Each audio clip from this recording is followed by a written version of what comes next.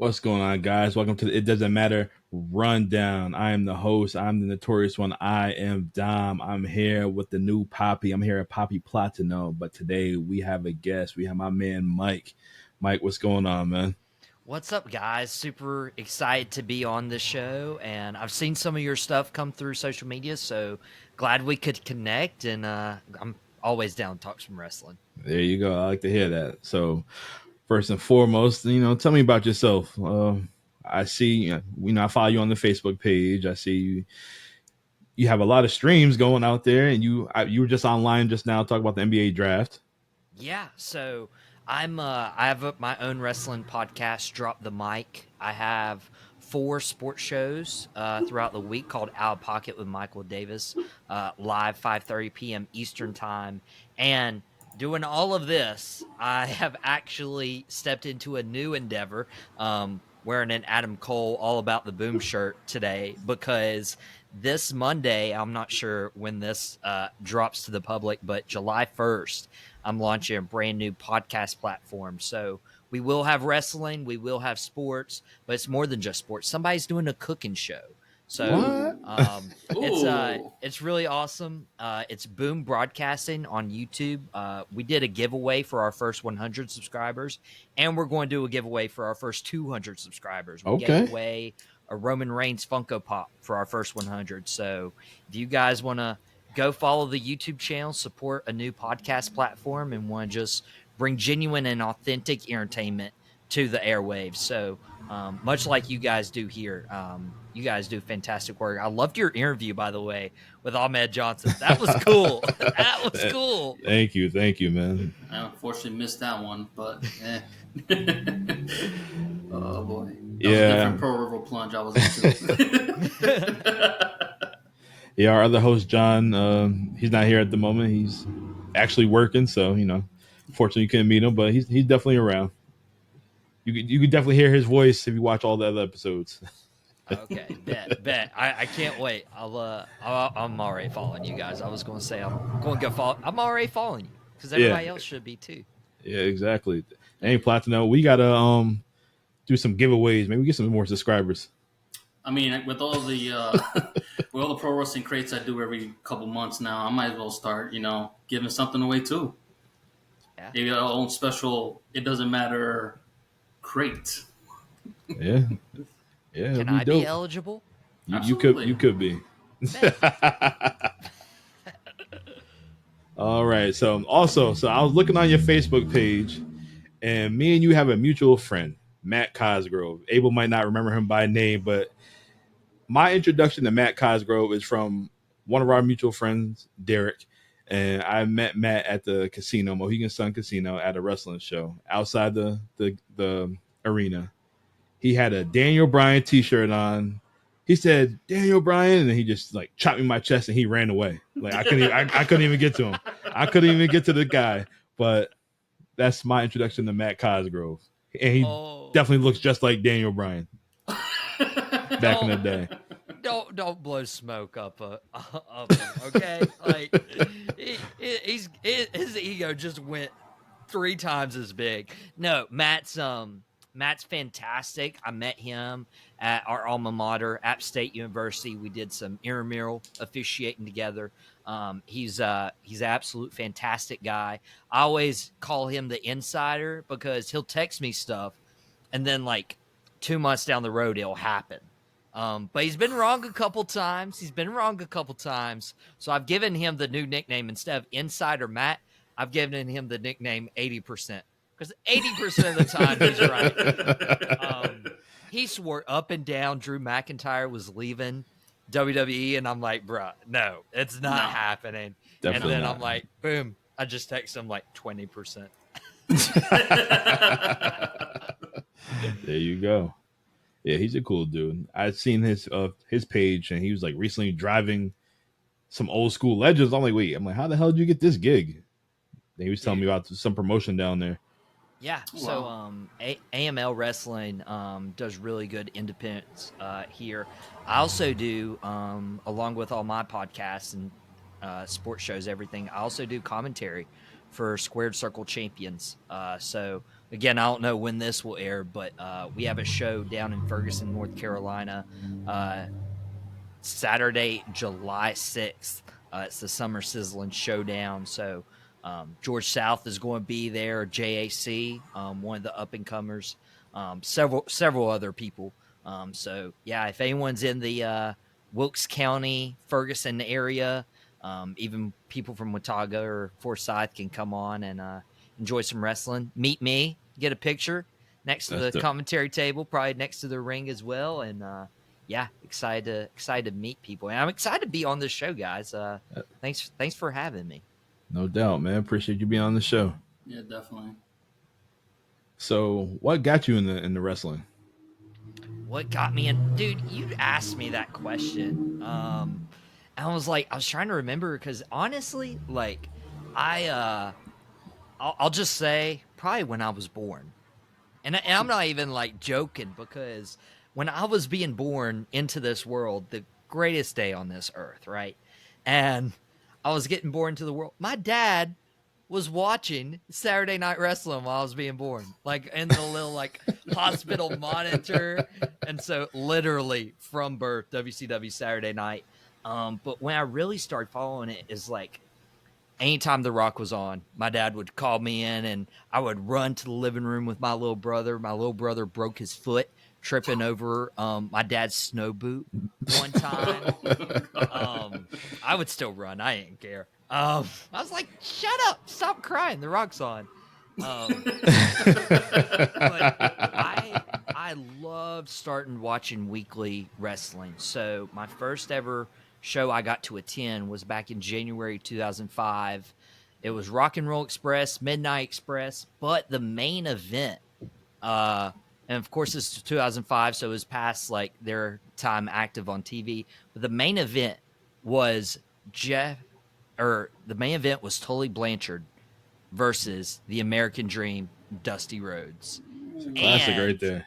I was playing on the playground because I was really young at the time, and I saw Dusty go through the back with his son before he ever became a wrestler, Cody Rhodes.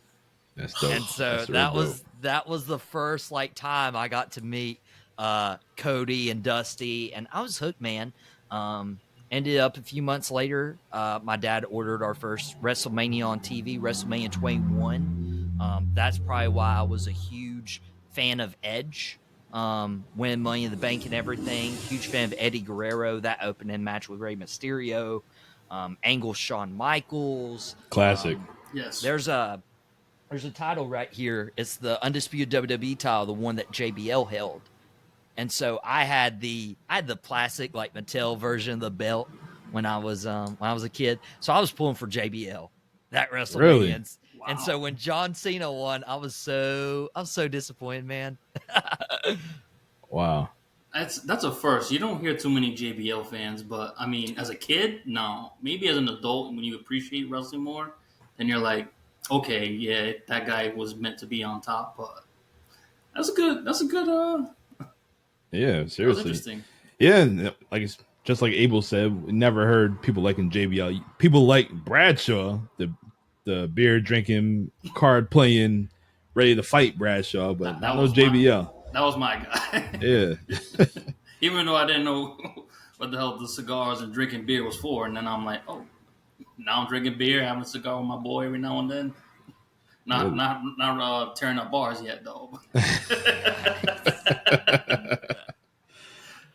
Oh man, so what do you think about the current product now?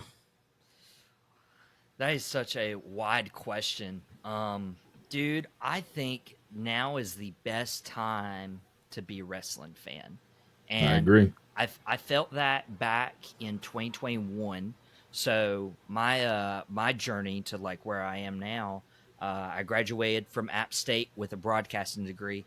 Didn't really know what to do with it, right? Like nobody was hiring because of COVID and the pandemic, and I'd met somebody and they were like, you know what, just start. You know, the worst thing that can happen is you do a show, nobody listens, and you record another one and nobody listens. Like that's literally it. At least you're getting stuff out there. So I'm like, you know what, you're right. Like get all these like insecure thoughts out of my head. Let's do a podcast. And I was like, what do I want to talk about? Because I'm into a lot of stuff, sports, wrestling. But it was AEW's All Out, where CM Punk had that match with Darby Allin. Bryan Danielson came to AEW. Adam Cole came to AEW. I'm like, guys, the industry's in a boom period right now. Let me go ahead and like do a wrestling pod. And so I feel like from 21 on is where we really hit our stride. We were in the tribal chief era with Roman Reigns and that historic title reign. I'm a big Roman Reigns guy. But it was just more and more that I'm like, man. And now that Triple H is fully in control and they're doing a lot of different stuff with the new production team, like, it is literally like the best time to be a wrestling fan. There's wrestling all nights throughout the week. There's wrestling in your local areas that you can go to, like Squared Circle Champions. It's fun, and I'm getting to introduce the product to people. And here's what I always say: if I know what you like, just in general, like I know exactly something in wrestling that you will enjoy. And wherever people have that open mind about, okay, let me try that out. Like somebody, my best friend's younger brother loves horror movies. And so a few years ago, I was like, dude, Bray Wyatt is your thing. And Bray Wyatt became his favorite wrestler. And of course, I'm a Bray Wyatt fan too. I got some Bray posters hanging right up above Eddie Guerrero right here. So I know you loving the Wyatt 6 right now. Dude. Yeah. I'm the same way. I'm a horror fan, so that stuff I was like, ooh. Dude, that's exactly what I'm saying, right? Like, I mean, if I know what you like, then I can find something in wrestling. Man, what about that promo between Uncle Howdy and Bo Dallas, man? That was different. Yeah, it was pretty interesting. So I was trying to think, like, where is the Y6 going to go from all this? Like, do you see Dexter Lumis, Joe Gacy, Bo Dallas, Nikki Cross becoming champion again, or becoming a champion? Like, where are they going to go with this? So I don't know if necessarily they need a title. I feel like they're going to be a dominant group, and I hope they are. Like, I really do, because that'd be a great way to honor Bray's legacy and this idea they had. And it really sucks that we didn't get to experience, Bo and Bray working together in this. Yeah. But dude, that promo on Monday, I don't know the long-term future of this group, how many titles they'll hold. But dude, I would love to see they all be interviewed. So like Uncle Howdy interviewed Bo. Well, what about Sister Abigail interviewing Nikki Cross? That'd be dope. Yeah. And they just keep going and have an Eric Rowan interview. And be kind of like explaining like why each individual is in the Wyatt 6. That'd be dope. That'd be very different. Yeah. I'm with you too, though. I don't know if they truly need titles, because I just don't want to humanize them so soon. I'd rather just wait them, build and build. I'm a horror movie fan, just like you probably may be, or maybe Dom. Like, yeah, I know you'd like horror movies too, but when it comes to the monsters, you just don't want to humanize them right away. You want to keep that aura around them, where it's like, what the hell are you going to do to stop them? There's nothing you can do. I'm not going to say stab them and all that stuff, because that's just movies, but when it comes to wrestling, it's like, what can you do? Well, body slam's not going to work.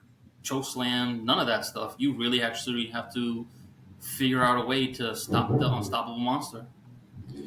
Do you see us? Well, not us, but do you see the WWE coming back with some cinematic matches for the Wyatt 6?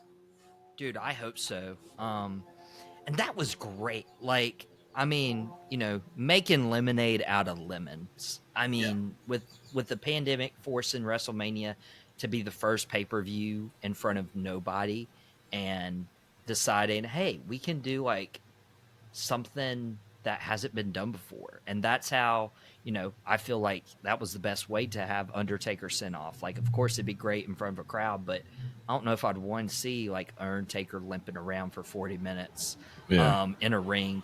And just with like Bray and John Cena's Firefly Funhouse, like taking John Cena throughout his entire career and like how would this have like been different if this had happened, like if he had turned heel or if he had just whiffed on the Kurt Angle debut match. Like there's these little things that like, man, that's cool. And like, especially with the mind games that we saw between Uncle Howdy and Bo Dallas, like getting inside Bo's head. Like I feel like the Firefly Funhouse or very similar cinematic matches could really help a story and keep this to, like Platano said, like keep it to where you're not humanizing them just yet. Yeah. Well, Raw is moving to Netflix in January, and supposedly it's going to be 2 hours, and SmackDown is going back to 3 hours, and it's going to be uncensored. So what do you think that means? I mean, I think at the very least, we're not going to have the Rock promos cut out because that was the worst part, you know? Yeah. I mean, I'm okay, like, you know, other shows and whatever. Like a little bit of profanity, but like I don't want it laced, you know? Like GCW, personally, my preference a little too much for me. Yeah. But like AEW, like if something happens and they're chanting holy you know what, I don't want that bleeped out and I'm missing everything the commentators are saying or like missing the atmosphere. Yes. That's what I'm happy about with Netflix is because like they would censor out the Rock's promos and it's like that's the Rock. every other word. I'm gonna kick your like we know what you're saying. It's like, all right, I don't want to hear this now. If they're gonna drop an F-bomb, hopefully it's with Seth Rollins. Like let him get so pissed off. He said, I'm Seth effing Rollins and play off that. Like not everybody don't need to be out there cursing just because you're on Netflix. Yeah. No, I agree. Yeah, I totally agree. And I feel like especially even like just the podcast industry, like you guys know it's so hard to like, you know, separate yourselves apart, but everybody feels like they want to be Pat McAfee and feel like they can like say anything they want. And I'm like, guys, there needs to be substance with your show. Like Pat McAfee has substance with his show. He's also a former Colts punter. He's a current College Game Day guy. He's a current Raw commentator. Like he has like the platform to do that. Like don't make an excuse to not have substance with your content. Yeah, we're not Pat McAfee. We all have our little personalities, but we're definitely not that guy. Yeah. Do you think it's gonna get a little sexual on Netflix? Dude. Like the way Dom Mysterio and Liv Morgan, how she's straddling him.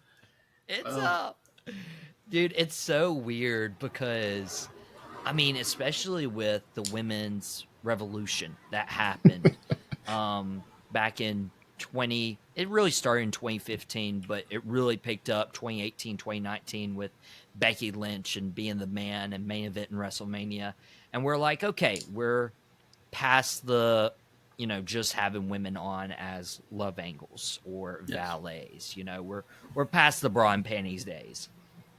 And then you see a storyline with Liv Morgan and Dom that doesn't necessarily just objectify like just Liv Morgan as, you know, a body or whatever. Mm-hmm. What it's doing is it's adding a layer to her character and actually showing like she is in control of this whole situation. And she's a major part of the storyline. So I think with Triple H in charge, I'm okay with it because it feels like it's going to be more of like, hey, there's a purpose and there's a direction for this type of storyline where Liv is trying to get in with Dominik Mysterio versus Vince seeing, you know, Kelly in 2006 and let's just put her on ECW and have Mike Knox try to cover her up. Like there was no point in that. There was no storyline direction. And I feel like Triple H knows exactly where he wants to go with everything he's putting on TV. So I'm game for whatever the game has in store. Liv Morgan says she was gonna take everything mommy wanted or what mommy had, and she's basically she got daddy, she got Dom, she JD and Finn got the tag titles now. Yep. Dude, yeah. Priest is about to be on his way out when Seth beat him at Money in the Bank. I don't know about that. You don't? Why not? I don't think Seth's going to be the one to take it. I know it looks better with Seth versus Gunther, but unless there's a major injury that they're disclosing that we don't need to know about, because me personally, when it comes to the backstage stuff, something like that, I just rather not hear. I'd rather just be a fan and just like live in the moment instead of knowing everything that's going on backstage. Some stuff maybe you can put into storyline, but I guess suppose he got hurt in the last pay-per-view or PLE, and that's possibly why they would move that. But Who, Priest? yeah. Oh, when his foot got caught on the rope? Yeah. I could see that, but Money in the Bank's the same night. He doesn't have to lose to Seth. He can lose to whoever's the cash in and then set up for Gunther versus whoever. I don't know, man. Now, the reason I am leaning towards Seth is because of Monday's promo where they raise the stakes with if Seth Rollins loses. Yeah, if Seth Rollins loses, he can never challenge for the World Heavyweight title again. No, that's just against Priest. That's it. Really? Yeah, that's what he said. It's basically like their version of AEW's Eliminator match. So if you lose, you can't go for that title while that guy's champion. If I don't beat you at Money in the Bank, I will not challenge you again for that title. Okay. All right. Maybe I didn't catch a YOU there. But the other part that makes me think is like if Priest loses, he's got to leave Judgment Day. And I feel like they're moving towards a Damian Priest face turn where he's gone from Judgment Day. Oh yeah, you can start to see signs from way back when Finn is kind of have that jealous eye towards him. It's like, I should have been champion, like that. It's like, that was me. What if I didn't get hurt? Dude, yeah. Might be a swerve because you see, Finn took the hotel key of Liv Morgan's, and he was playing 2K, and she happened to walk out the locker room, and Priest walked in. Don't sleep on Finn. Never know. He could be the one to leave the Judgment Day. Well, I could see that. But did Dominik did he qualify for the Money in the Bank? I don't think so. No, I don't think so. He does have a match on Monday. He's fighting his dad in Boston. Okay. That's going to be awesome. I want him to win so bad just because the crowd hates him so much, and just to get that extra heat, him walking around with that Money in the Bank, especially with Liv helping him out. Ooh, boy. That's what I said. Dominant. And he doesn't even have to cash in. You can just look at Priest like, don't worry, it's staying in the Judgment Day. Just don't know if you're going to stay in there. Yeah. Dude, I love that idea because right now it's Jey Uso, Carmelo Hayes, Andrade, and Chad Gable as the 4 competitors for the men's Money in the Bank. I personally don't want Jey Uso to win just because it feels too obvious. Too forced. Yeah. Yeah. It feels a little too, obvious force. So having Dominik enter the match and then win it and parading around the Money in the Bank, that would be awesome. And he deserves it too. Oh, yeah. At first, when he first started, I was like, what's all this heat for this guy? And then this guy is just slowly. Yeah, he's got it. He's got it. So I think that's what we all want. We want our kids to do better than what we have set forward. So Ray said, hey, I got a foundation. I need you to just build that building and just make a skyscraper now. So Rey Mysterio was on Chris Van Vliet's podcast the other day, and he was basically saying that he pitched the idea that when him and Dom were the tag champs, for Rey to turn heel on Dom. I can't see that. Everybody's like, no, we can't see you being a heel. Like, we can't see you. You don't have the size. I'm sorry.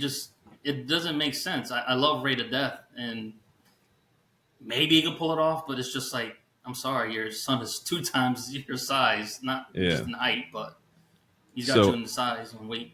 Yeah, so it worked out that Dom turned heel by taking out Edge and pushing his father, and it worked. Even his mom was like, "Yeah, he's more heel than you, basically." So it just worked out. So I'm happy for Dom. Yeah, I'm really happy for him. That sounded very self-conceited right there when you said, "I'm happy for Dom." I'm happy for Dom. That's right. Oh man! All right. So in other news, Donovan Dijak got released from the WWE. Well, they didn't renew his contract. Oh, really? Yep, his contract expires today as we record. So, where do you want to see Dijak go? I'll let Mike answer that one. First of all, I think this is a big mistake. Mm-hmm. And you could read his letter, and it almost made me think, like, is this a swerve? Like, is he actually signed to WWE and he's going to like debut something new? But no, it seems legit that he's wrapped up his time. You just drafted him to Raw after he had a really good performance WrestleMania weekend. I seen him. At Yep. Stand and Deliver. Like, yep. How do you go from that to drafting him to doing absolutely nothing? Like, if you're going to let his contract go, why do you even call him up in the first place? Exactly. I mean, it doesn't make story sense to where you could have easily, like, just kept him in NXT, give Javon Evans the rub from Wrestling Dijak. Yeah. Given some of these younger guys, but to call him up to Raw, do absolutely nothing with nothing. Dude's super talented. Yep. He's taller. He has the look. He doesn't seem to be difficult to work with. Like, why would you not push this guy? I don't know if I entirely see him in AEW because that roster just gets too big sometimes. But if he was to land in TNA, and I don't know how he'd feel about that with WWE and TNA doing more of a partnership recently, or even put the guy in New Japan, see how he works it out. I didn't even think about that. Yeah. Have Dijak lead the Bullet Club. I mean, New Japan needs to step it up. They lost Okada. They need something. They lost Ospreay. Like, why not? Ooh, wow. They lost Okada, Jay White. David Finley's still running the Bullet Club at the moment, right? Yeah, but, I mean, no offense, David Finley, but, like, he's you not, can bring in Dijak to run it. Yeah. I think he fits it. Yeah. But the crazy thing is, when Dijak first entered NXT, he was killing it with Keith Lee. He was having bangers. Them guys, they were throwing hands, and then he got called up. Then he became T-Bar with that damn mask on his face, and then that killed everything. Then when the old man left, he went back to NXT, rejuvenated his career, had bangers again. Then he get drafted. You got nothing for my man. You know who's been drafted 2 years in a row, and we still ain't see him on Raw? Odyssey Jones. I knew that was coming. Same thing. He still got a job. I haven't seen him. Hell, I've seen Odyssey Jones been in WWE. We seen him at the Kevin Nash shenanigans party down in Dallas. He was in the building. Yeah, he was there. And I still never seen him wrestle. Huh. I just know he looks like Mark Henry. Dude, That's it. That's it. Oh, man. Oh, man. It'll probably turn into one of these situations they just let the contract expire, and which honestly is better than just firing people. I mean, to be fair. But at the same time, like, if you're going to draft them, use them. Like, you shouldn't just be wasting space right there. It's tough. Like, I really wish they had done more with Cameron Grimes. Like that. Oh my God. That is a guy who is about to hit the independent scene, especially in the Carolinas, and he's about to show everybody, like, hey, I can still go. And Trevor Lee. You're going to regret it. Like, Trevor Lee was at my 18th birthday. What? Yeah. Yeah. Wait, hold up. I gotta hear this story. How the hell did you end up on your birthday at 18? So my dad had found a local company. It's not around anymore, called CWF Mid Atlantic. Very much like structured like the Mid Atlantic Sportatorium that you would see on TV and everything. And so my dad found out there were a couple wrestlers there, and he actually requested for one of them, Brad Attitude.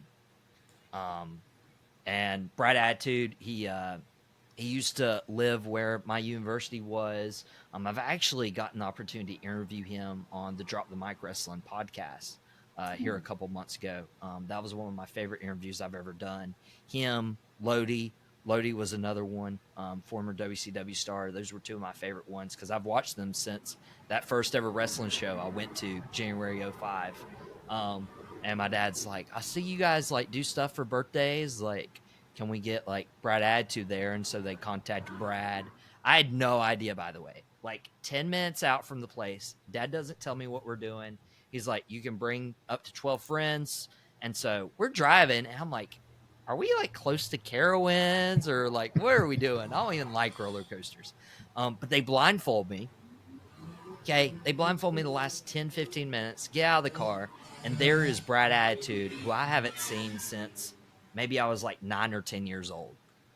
He's right there. So like half my life I hadn't seen him in person. And I was like, what? And then they tell me, hey, you're going to be managing Brad and his tag team partner tonight in the main event. And I'm like, who's his tag team partner? And they're like, oh, Trevor Lee. And it is the only time they have ever teamed up with each other. Brad Attitude and Trevor Lee. Referee gets knocked out.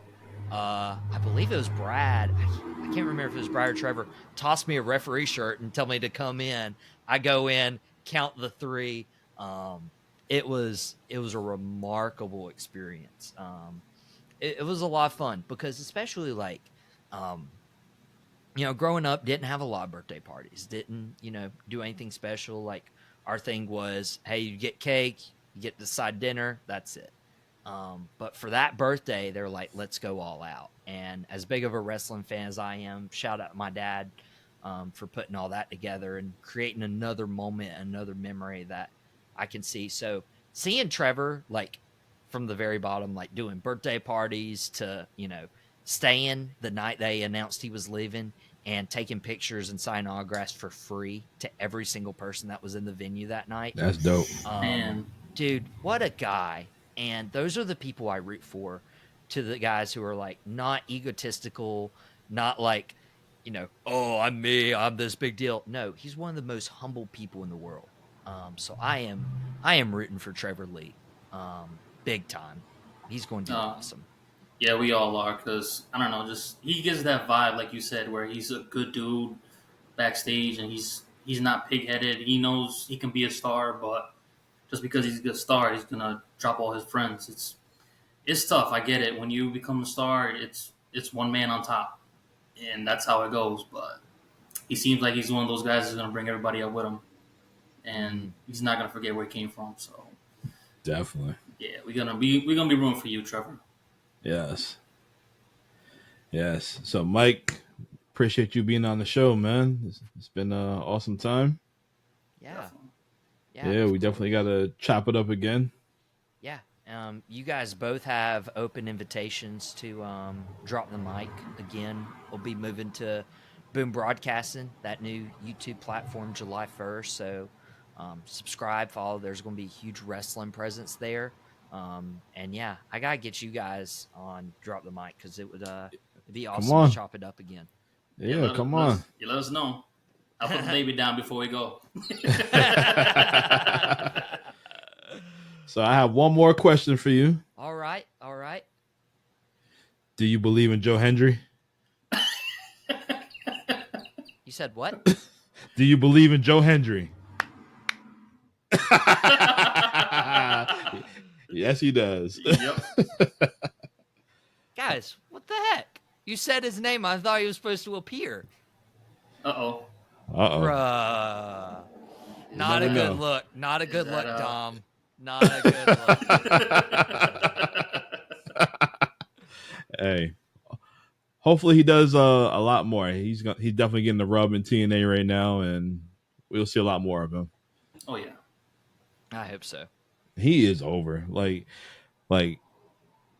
just his name, his song is more over. Like I can't really tell you a Joe Hendry match, but he's just over. Dude, his stuff with AJ Francis in TNA is really good.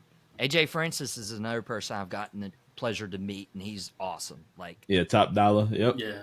dude, I wasn't even. I was a Hit Row guy because of Swerve, and then when Swerve left, I was like, nah. And then, dude, honestly, like getting to watch his match and seeing his ring psychology, and then getting to meet him afterwards.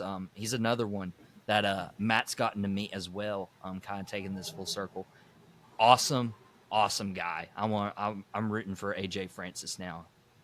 Okay, All right. that's what's up. Well, you said Swerve. I know I said that was gonna be my last question, but you said Swerve. But who do you got for a Forbidden Door? You got Osprey or you got Swerve? Man, it's tough. I feel like they missed the boat. I feel like they really should have done this match at Wembley Yes. for the first time. Will Ospreay just got the title, the International Championship, so now it's like, oh, that title doesn't matter. So that's a complaint I have. The other complaint is it's Forbidden Door. Like, why are you having Swerve wrestle an AEW guy versus a New Japan guy, or CMLL or AAA? Like, somebody that is not on your roster that you couldn't do any other time of the year. With that said, I feel like we're going towards a split between the Don Callis family and Will Ospreay. Will saying he doesn't need the Don Callis family, and Don Callis is starting to recruit different people, and I feel like he's assembling a crew to cost Will Ospreay the championship at Forbidden Door. I think he might have the one guy that we might not even think about, but doesn't need. MJF. No. Nah. But hey, he does not give a shit about anybody. The ultimate kick in the balls. That's the guy. You see what he's been saying to him. I'm just saying, you gotta go out. I don't want to see it. I don't want to see it either, but man, that would be a swerve among swerves. Pun intended? Yes. Oh man. All right. Well, Mike, appreciate you, man. Definitely appreciate you having on the show. You want to plug your podcast? Let everybody know where they can find you. Yeah. All of my stuff is going to move to Boom Broadcasting, the YouTube channel. Again, 4 sports shows a week, 5:30 live. We did something for the NBA draft on Thursday afternoon that got like 262 people live. Jesus. So I was like, whoa. Yeah. So very much appreciative of that. Boom Broadcasting within a week. No videos yet on the channel as of me saying this. Has 100 and some subscribers. And like I said, we're going to do giveaways too. But basically what that is, it's not just me. It's a whole conglomerate. So there's actually a lot of wrestling podcasts that are going to be there doing live recaps of Raw, NXT, Dynamite, SmackDown, premium live events, just a quick 30 minutes. Mike from Mouthing Off with Mike's going to be leading a lot of those up. That's his baby. And then, of course, the cooking show. There's going to be a TV show review. There's going to be a movie review. There's going to be specific team podcasts like a Dallas Cowboy Network, Green Bay Packer Pod, NBA Pod. There's going to be a lot. And we just want to provide people a platform to where they can reach a large audience. Because you guys know this. I know I talk a lot. So, that's the broadcaster in me. But it's so hard to grow something by yourself. Yes. I've tried it. It's really tough. So my heart is people who produce really good content like you guys, you need to be seen. You need to be heard. And if we're all in this together and we can support each other with a podcast platform, then everybody gets to eat and everybody gets to enjoy and hopefully keep you going to where people aren't discouraged. Like, oh, I only have so and so followers. Like nobody's listening, or like, oh, this takes too much time, or oh, I don't have time to like market. No, like this platform, my heart for it is to see people thrive and succeed and grow and mature and continuing to improve. So yeah, Boom Broadcasting, YouTube. We're on Facebook. We're on Instagram. We're on Twitter. Again, we're doing that 200 subscriber giveaway. Might even do a 300. Who knows? Like we'll see how it goes. We'll see what we can cook up. But guys, appreciate y'all having me on the Appreciate you. It Doesn't man. Matter podcast. Yeah, so until then, I'm Notorious One. I am Dom. I'm here at Papi Platano. I'm here with Mike from Drop the Mic. And we will see you next time. Boom.